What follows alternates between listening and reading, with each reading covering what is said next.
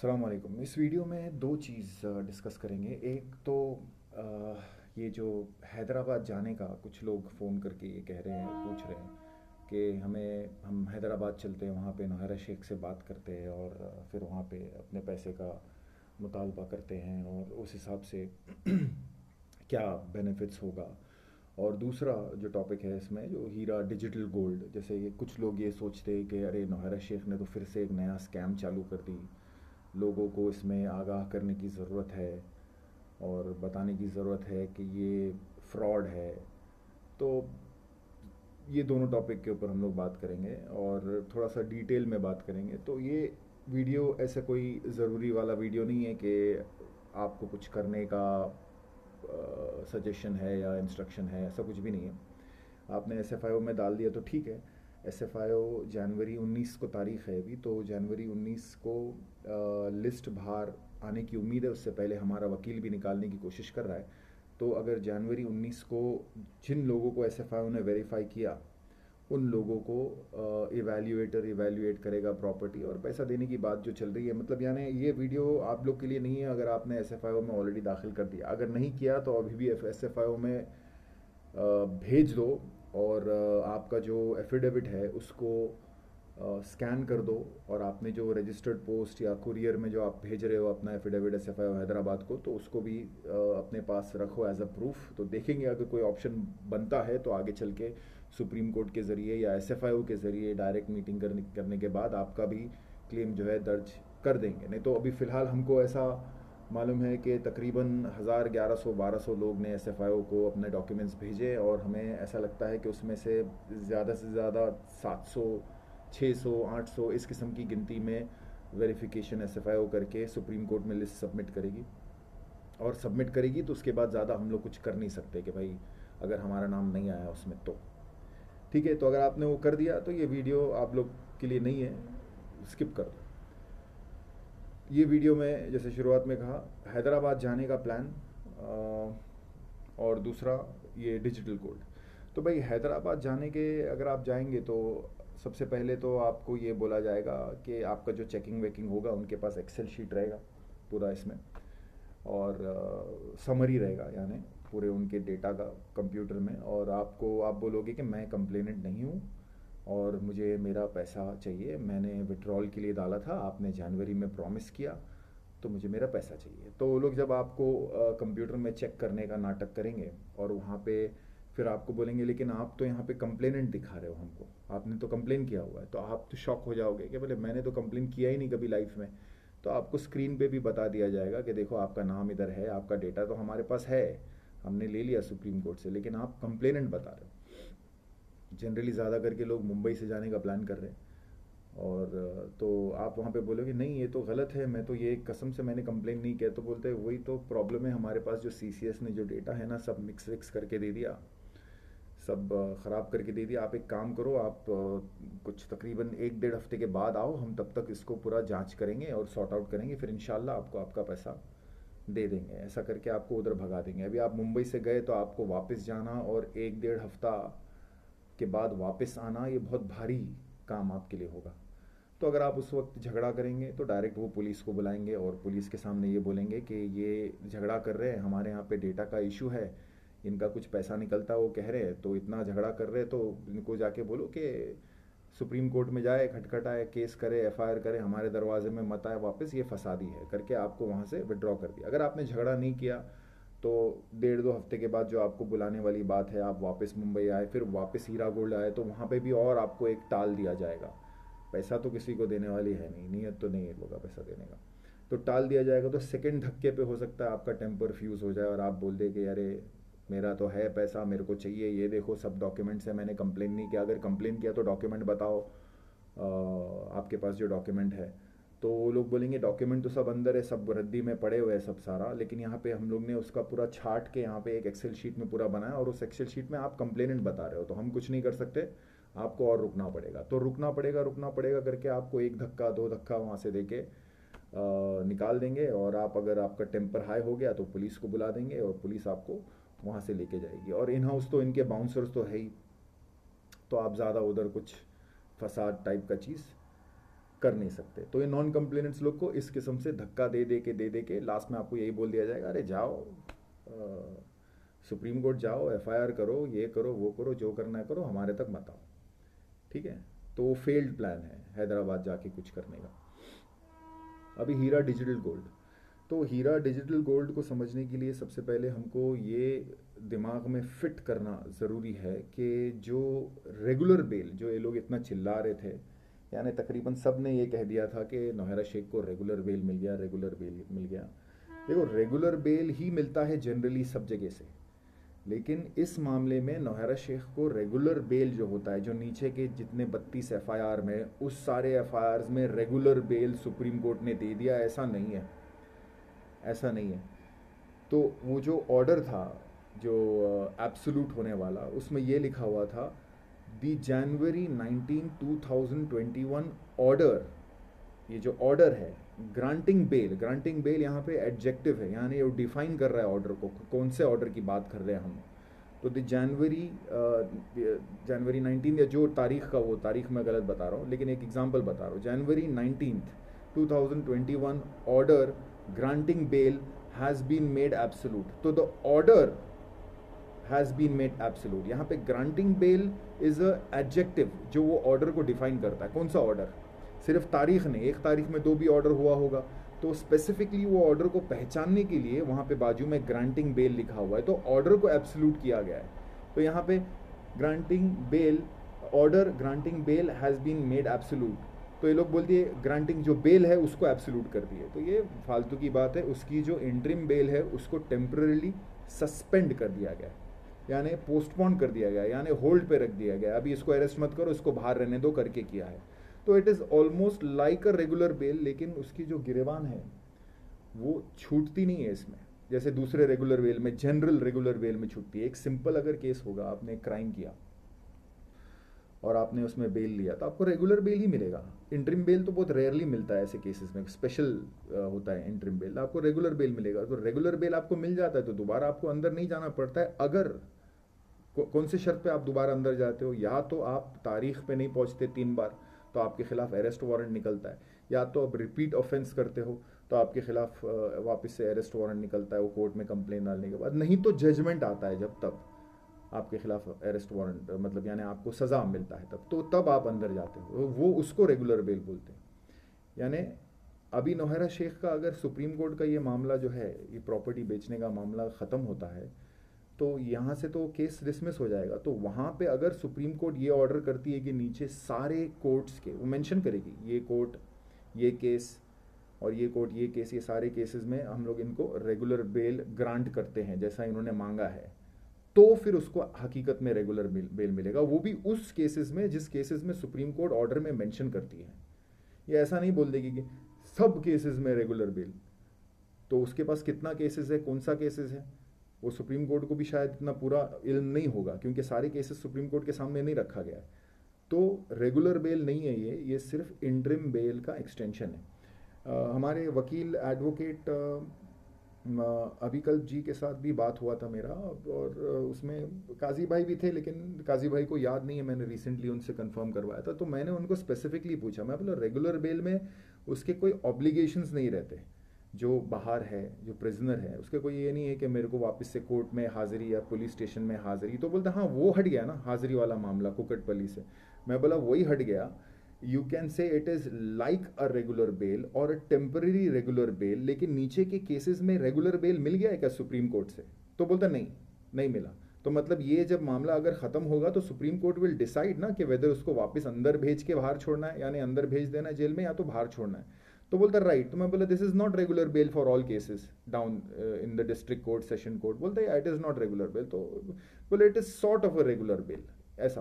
तो अब digital gold के हवाले से रेगुलर बेल समझना ज़रूरी है। तो नौहरा शेख ये हीरा डिजिटल गोल्ड ये क्यों कर रही है? देखिए, कोई भी एक गोल्ड का बिज़नेस जो होता है, जैसे कि बड़ा बिज़नेस, बड़ा ब्रांड जो होता है, जैसे कि तनिष्क है और कल्याण ज्वेलर्स है और भी बहुत सारे ज्वेलर्स है, जो ये होता है, अगर इस किस्म की कंपनी जो ऑलरेडी ज़मीनी सतह पे एस्टैब्लिश्ड है, ग्राउंड्स पे उनका बिजनेस है, बहुत सारे आउटलेट्स है, 500 आउटलेट्स है, 70 आउटलेट्स है, 2000 आउटलेट्स है, और उनके एडवर्टाइजमेंट्स टीवी में आते हैं, और बड़ी कंपनी है और लोगों को उस कंपनी पर भरोसा है, तब जाके ये लोग डिजिटल गोल्ड में वेंचर करते हैं, यानी जाते हैं ताकि अपने नाम से लोग अपना डिजिटल गोल्ड खरीद के बेचें। अब नौहरा शेख को कौन देखता है, यानी हीरा गोल्ड को कौन देखता है? वही देखता है जो इसके स्कैम में फंसे हुए हैं, और वही देखता है जो इसके ख़ानदान में जुड़े हुए हैं कि क्या हो रहा है आपा के साथ। कोई ऐसा बाहर का कोई ऐसा एडवर्टाइजमेंट तो नहीं है कि ये बहुत बड़ी गोल्ड की ये है वो है। हाँ, इसने 2-4 राइटर्स लोग को रखा है जो बहुत ही पैथेटिक काम कर रहे हैं, घटिया काम कर रहे हैं ऑनलाइन, इनका इमेज अच्छा करने के लिए, लेकिन हर उनके आर्टिकल के नीचे बहुत सारे लोग ऐसे रिप्लाई दे देते हैं कि नहीं, ये तो चीटर है, चीटर है, चीटर है। तो इससे कौन खरीदेगा? कोई नहीं खरीदेगा। अभी इसके लॉन्च से पहले ही ये बोल दी इसने, दूसरा ये भी पॉइंट ज़रा इम्पोर्टेंट है कि लॉन्च से पहले इसने बोल दिए कि 1000 काइन बिक गए।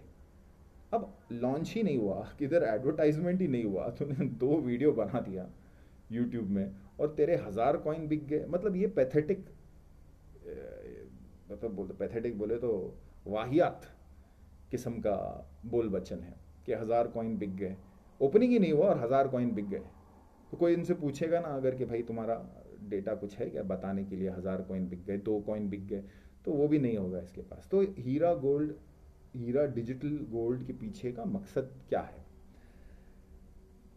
देखिए, बैकग्राउंड में जाना ज़रूरी है, बहुत फास्ट 2020 जनवरी को इसने ये पिटिशन डाला जो 31/2020 के SFIO को दो डाला। तो पूरे 1 साल सुप्रीम कोर्ट ने इसके ऊपर नज़र ही नहीं डाला कि SFIO को भेज रही है, भेजने तो अपने को क्या है, जब डिस्कस करेंगे, इससे केस को क्या फ़र्क पड़ता है। ये SFIO में जाना चाहिए कि नहीं जाना चाहिए वाला आर्ग्यूमेंट है, हमारे लिए भी स्टडी का मटेरियल है, तो हम लोग आर्ग्यूमेंट करके थोड़ा अपना रिविजन भी कर लेंगे और दुरुस्त कर लेंगे। सुप्रीम कोर्ट इसको बेल नहीं दे रही थी।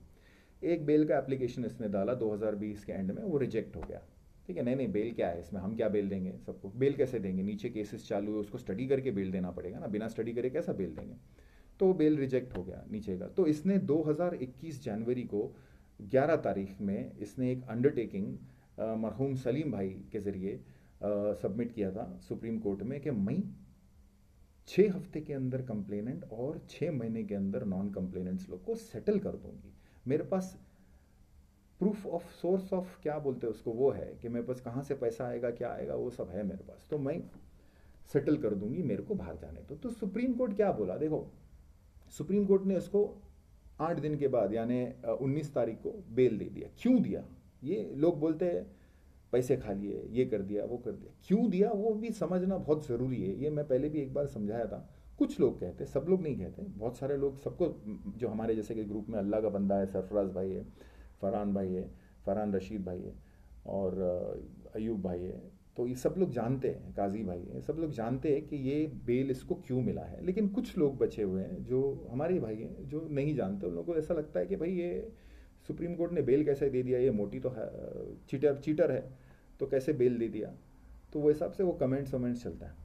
तो देखिए, जब नौहरा शेख ने अंडरटेकिंग दिया कि मैं 6 हफ्ते के अंदर कंप्लेनेंट्स और 6 महीने के अंदर नॉन कंप्लेनेंट्स को दूंगी, तो सुप्रीम कोर्ट को एक ऐसा मौका मिला कि भाई चलो कुछ लोगों को पैसा दिलाए। अब ये लोगों को, ये अभी ना इसको थोड़ा डाइजेस्ट करने वाला मामला है ये, कि ऐसा क्यों किया सुप्रीम कोर्ट ने कुछ लोगों, सीधा सारा का सारा प्रॉपर्टी बिकवा देने का। तो सुप्रीम कोर्ट ऐसा नहीं करती है, जनरली कानून के हिसाब से चलती है। नॉर्मल कानून, अब ये सुप्रीम कोर्ट ये जो कर रही है इसको हटा दो, समझो प्रॉपर्टी नहीं बिक रही है, हमने FIR किया, तो हमको हमारा पैसा कैसे मिलेगा? जैसे कि मुंबई में एक FIR हुआ है शान इलाही का, तो शान इलाही का जब तक उस FIR में जजमेंट नहीं आएगा, तब तक वो जजमेंट में लिक्विडेशन का ऑर्डर नहीं आएगा, तब तक शान इलाही और शान इलाही के साथ जुड़े हुए अटैच कंप्लेनेंट्स लोग को पैसे नहीं मिलेंगे। एक लिक्विडेशन का ऑर्डर चाहिए, क्योंकि कैश में तो ये भिखारी हो गई है, इसके पास कैश है नहीं, तो ये लिक्विडेशन का ऑर्डर चाहिए। तो कब मिलेगा ऑर्डर? जब एक ट्रायल होगा, ट्रायल कंप्लीट होगा। तो एक ट्रायल, एक नॉर्मल केस के कंप्लीट होने में कितना टाइम लगता है? 7 साल, 6 साल, 8 साल, 10 साल। अभी तक ट्रायल शुरू नहीं हुआ है, तो उसको 8 साल, 7 साल, 8 साल एट एवरेज ले लो, 8 साल लगेगा। उसके बाद फिर उसकी प्रॉपर्टी बेचने को कितना टाइम लगेगा? 2 साल, 3 साल, यानी 12, 13 साल, 14, 15 साल का मामला है। सुप्रीम कोर्ट ये जानती है कि अगर मैं यहाँ पे कुछ भी नहीं करूँ और नीचे इसमें भेज दूँ, तो लोगों को पैसे तो नहीं मिलने वाले। ठीक है, तो सुप्रीम कोर्ट ने जब नौहरा शेख ने ये एफिडेविट डाला जनवरी 11 को, तो सुप्रीम कोर्ट ने इसमें एक अपॉर्चुनिटी ढूंढा, एक मौका ढूंढा कि चलो यार इसको अंदर रख के क्या फ़ायदा। आप जिन्होंने केस को विटनेस किया देखा है, जस्टिस संजय किशन कौल साहब ने कहा है कि I don't believe in putting the person in and trying to get money from her to pay the victims, from him और हर टू पे, तो अंदर रख के किसको क्या हासिल हुआ है अभी तक। तुम लोग स्टेट को चिल्ला रहे थे कि तुम लोग कितना टाइम लगाते, तुम लोग ये करते वो करते, यानी जो महाराष्ट्र के वकील, तेलंगाना के वकील, उनके ऊपर गर्म हो रहे थे कि भाई एक तो पहली बात तो इसको होने नहीं देना चाहिए था, और अगर हो गया भी तो तुम रिजल्ट कितना टाइम में लेके आओगे। तो इसीलिए इन लोग ने क्या किया कि जब नौहरा शेख ने जनवरी 11 को अंडरटेकिंग दिया, तो जनवरी 19 को जस्टिस किशन कौल साहब ने, संजय किशन कौल साहब ने बेल इनको दे दिया, बोले कि जाओ और लोगों को पैसा जो तुम्हारे अंडरटेकिंग के हिसाब से दो, और अगर तुम फेल होते, नहीं देते, तो तुम्हारा जो है चार दीवारी के अंदर तुम ठप हो जाते।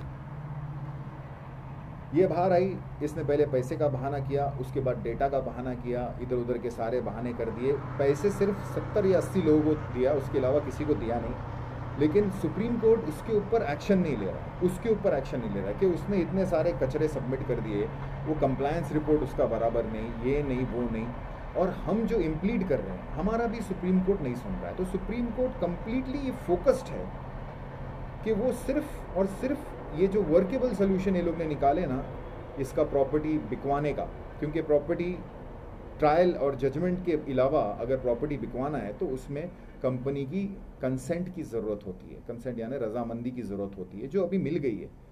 तो ये पूरा प्रोसेस जब तक कंप्लीट नहीं होता है तब तक नौहरा शेख बाहर रहेगी। जब तक इसकी प्रॉपर्टी बिक के ये जो SFIO के वेरीफाइड इन्वेस्टर्स लोग को पैसा नहीं मिलता है, तो नौहरा शेख बाहर रहेगी। वो सुप्रीम कोर्ट में कुछ भी कचरा सबमिट करे, वो किसी को पैसा दे या ना दे, उसको पुलिस अरेस्ट करने वाली नहीं है।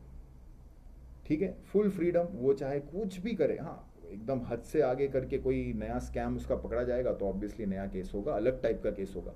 हीरा डिजिटल गोल्ड का अलग केस होगा, it will not be attach to this.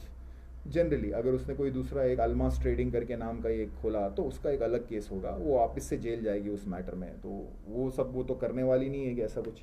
तो हीरा डिजिटल गोल्ड में भी वो कोई बिजनेस नहीं करने वाली है।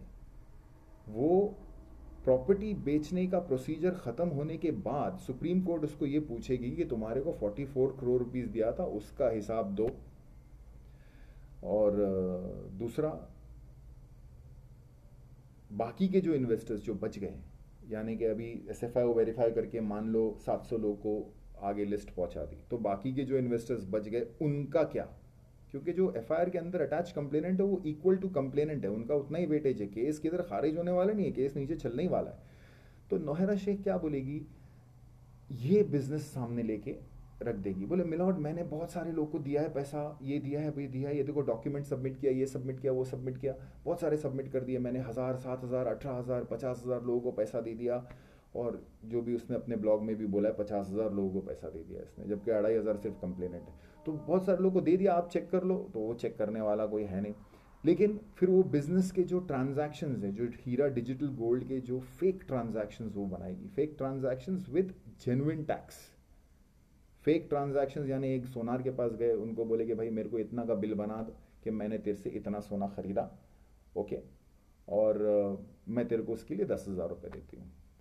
तो सोनार जो है बिल बना देता है, ना सोना इधर आता है ना उधर आता है, वो 20 लाख का बिल बन गया, और वो 20 लाख के बिल के हिसाब से वो नौहरा शेख उसका GST VST सब भर देगी, उसका लीगल पेपर्स निकाल देगी, और सुप्रीम कोर्ट में जाके ये GST का पेपर सबमिट करेंगे। फिर साथ में वो अपने कुछ कस्टमर्स जो है उसके खुद के घर वाले, क्योंकि बाहर का तो कोई ख़रीदने वाला है नहीं इससे, तो उसके खुद के घर वालों को इसके कस्टमर्स और इन्वेस्टर्स जो भी ये बनाएगी। देखो इतने सारे लोग मेरे से जुड़ गए, यानी 100, 125, 110, 70, 80 लोग जुड़ गए, तो वो सारे डॉक्यूमेंट्स लेके, और ये टैक्स के पेपर्स लेके, GST के पेपर्स, और ये बिल्स जो इसके परचेज, जो फेक परचेज, जो होंगे नहीं परचेज, क्योंकि इसके पास तो एक गोल्ड का दुकान ही नहीं है, तो डिजिटल होने का सवाल ही नहीं है। चलो खैर, कोई भरोसा भी नहीं कर सकता है इसके ऊपर। तो वो हिसाब से ये सारे डॉक्यूमेंट्स वहाँ पे सबमिट करेगी, बोलेगी मिलॉर्ड मैं तो इतना चालू कर दी, अब मेरे को अंदर मत डालो, नहीं तो बहुत सारे लोगों को और नुकसान हो जाएगा। समझे? तो ये हीरा डिजिटल गोल्ड सिर्फ एक फेक शो है उस जेल से जाने में रोकने के लिए, जो जेल इसको 2 साल के बाद आने वाला है। 2 साल क्यों? जब ये पूरी प्रॉपर्टी अभी जो CCS, ASG राजू और SFIO और ये सब लोग मिलके इसकी प्रॉपर्टी बेच के लोग वेरीफाइड इन्वेस्टर्स को देगी, जो 2 साल में ख़त्म होगा, उसके बाद जो इससे पूछा जाएगा ना, तब उसके लिए ये जवाब का प्रिपरेशन है। वो ये कोई बिजनेस नहीं है, ये कोई ऐसा बिजनेस नहीं है। वो ऑनलाइन कर देगी, ऐप बना देगी, ये कर देगी, वो कर देगी, लेकिन हकीकत में ये कोई बिजनेस नहीं है जिससे कोई आदमी इन्वेस्ट करे और उसको फ़ायदा हो या इसको फ़ायदा हो कंपनी को। ऐसा कुछ भी नहीं है।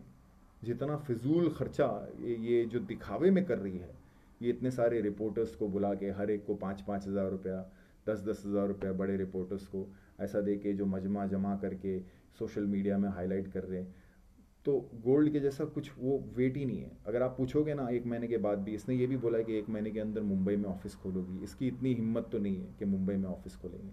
मुंबई में तो नहीं खोल सकते। हैदराबाद में खोल दिया क्योंकि वहाँ पे वो 20-25 बॉडी गार्ड है। मुंबई में भी उसको 20-25 बॉडी गार्ड रखना पड़ेगा, वो खोलने में इसकी कैपेसिटी नहीं है। तो समझ गए, ये एक शो है खाली इसका।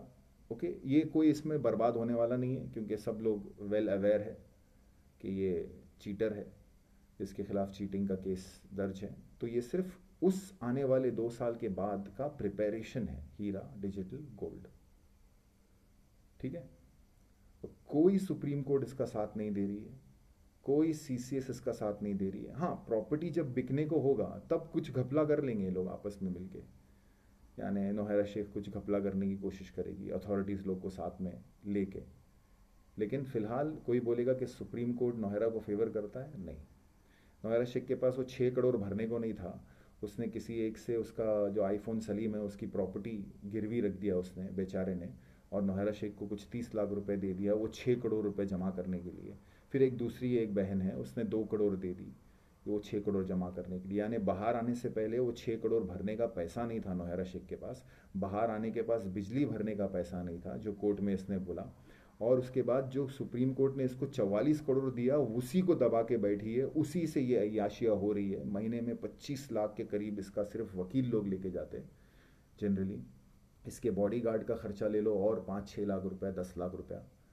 हाँ, तो ये इस हिसाब से ये महीने का यानी तकरीबन 40 लाख या 50 लाख रुपया बोल सकते हैं अपनी अय्याशी में उड़ा रही है उस 44 करोड़ रुपीज़ में से, जिसमें से 10 करोड़ उसने कंप्लेनेंट्स को दिया था डर के मारे कि कंप्लेनेंट्स को दे दो। यानी 70-80 लोगों को 10-12 करोड़ रुपया बांटा था। इसके पास तब 30 करोड़ रुपया है, और वो 30 करोड़ में से बाकी इसका खाने का खर्चा, बिजली का खर्चा, बॉडीगार्ड का खर्चा, ऑफिस स्टाफ का खर्चा, और ये जो भी यूट्यूब चैनल्स लोग को ख़रीदने का खर्चा, बस यही चल रहा है इसका। उसकी जो इज्जत, उसको ऐसा लगती है कि मेरी इज्जत है, तो वो इज्जत मेंटेन करने का जो खर्चा हो रहा है वो उसी 44 करोड़ रुपीस से हो रहा है, जो 44 करोड़ रुपीस इसको सुप्रीम कोर्ट ने ईडी को देने को कहा था कि वापस कर दो इसके बैंक में जो अटैच हुआ है इसको, ये पैसा देती तो इसका हिसाब लिया जाएगा। तो जब इसका हिसाब लिया जाएगा तब हीरा डिजिटल गोल्ड के डॉक्यूमेंट्स सामने आएंगे, fake transactions with genuine income tax and 70-80 customers, जिसमें से ये कहेगी कि भाई मेरे को अंदर डालोगे तो ये लोग भी बर्बाद हो जाएंगे और केसेस होगा। मिलॉर्ड दे दो मेरे को, 500 लोग को तो मैंने दे दिया है ना प्रॉपर्टी बेच के, तो मेरे को ज़रा छुटकारा दे दो, और बाकी नीचे के कोर्ट्स में मेरे को बेल दे दो। अगर सुप्रीम कोर्ट जेनरस हुई इसकी हरकतों की वजह से, तो नीचे के कोर्ट के लिख के ऑर्डर देगा कि मैं इसको ये केस में बेल देता हूँ, ये केस में बेल देता हूँ, ये केस में बेल देता हूँ, तो वो स्पेसिफिकली उन सब केसेस में इसको रेगुलर बेल, यानी रेगुलर बेल ही मिलता है, रेगुलर बेल मिल जाएगा। इसको तब तक अरेस्ट नहीं करेंगे जब तक ये या तो हाजिरी नहीं देती है 3 तारीख में, यानी इसके वकील एब्सेंट रहते हैं एक पर्टिकुलर केस में, कोई भी केस में अगर 3 बार नहीं जाते तो अरेस्ट वारंट निकलता है। तो तभी अगर वैसा उस किस्म से अगर अरेस्ट वारंट निकलेगा तो ये जेल जाएगी, नहीं तो जजमेंट जब आएगा तब उसके बाद जेल जाएगी। यानी जजमेंट आप ले लो, ये इसकी वकील लोग को तो खड़ा कर देगी, तो जजमेंट जब आएगा तब ये जेल जाएगी, उसके पहले जेल नहीं जाएगी। और जजमेंट आएगा 10 साल के बाद, यानी इसको 10 साल का मोहलत वैसे ही मिल जाएगा अगर सुप्रीम कोर्ट ने इसको सारी नीचे नीचे के केसेस में रेगुलर बेल दे दिया तो। अगर रेगुलर बेल नहीं दिया सुप्रीम कोर्ट ने इसको, तो ये वापस से अंदर जाएगी। समझ रहे हो? ये इंटरिम बेल अगर कैंसिल होकर 0 हो जाता है कि ओके ठीक है, नहीं वी आर नॉट हैप्पी, हम तुम्हारे ये हीरा डिजिटल गोल्ड से खुश नहीं है, ये तुमने क्या हिसाब से प्रॉफिट जनरेट किया और क्या है ये नहीं है, तो वापस अंदर जाएगी। इसमें ज़्यादा चांस ये है कि इसको रेगुलर बेल मिल जाए, क्योंकि सुप्रीम कोर्ट का मकसद ये है कि भाई स्टेट गवर्नमेंट जो करे करे छोड़ो, हम कितने लोग को पैसा दिलाते वो देखते। They want to be happy with that कि हमने दिला दिया ना 800 लोगों का, चुपचाप बैठ के कुछ बोली नहीं ना, इसने फॉलो करी ना, जान दो उसको। तो उसको रेगुलर बेल मिलने के ज़्यादा चांसेस है। उसमें भी अगर लोग बोलेंगे कि सुप्रीम कोर्ट मिला हुआ है ना, ऐसा मिला हुआ है, तो वो सब फालतू बात है। सुप्रीम कोर्ट सिर्फ लोगों को अपना पैसे देने के, पैसे दिलाने में और अपनी कॉलर ऊंची रखने का विश्वास करती है, सही काम करके। ठीक है भाई। तो हैदराबाद फेल्ड प्लान है, इधर आज़ाद मैदान में ही रखो।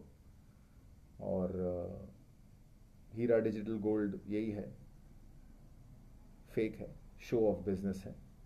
इसका सिर्फ फोकस सिर्फ बेल है, रेगुलर बेल। अभी इसको रेगुलर बेल नहीं मिला, ये भी अपने दिमाग में फिट कर दो। जो इंटरिम बेल है वो सस्पेंड हो गया। सस्पेंड मतलब उसको फैला दिया गया या एक्सटेंड कर दिया गया। तो हो मतलब मैं उम्मीद करता हूँ कि ये काफ़ी कुछ क्लियर हो गया रहेगा लोगों को। तो ये वो 44 करोड़ में ही घूम रही है, खेल रही है। कोई आपा के पास इतना बड़ा पैसा वैसा, बहुत पैसा मेरे पास, ऐसा कुछ भी नहीं है। ओके, सुप्रीम कोर्ट के बोलते हैं ना, चंदे पे चल रही है ये क्या होगा। ठीक है भाई, अस्सलाम वालेकुम वरहमतुल्लाहि वबरकातुहू।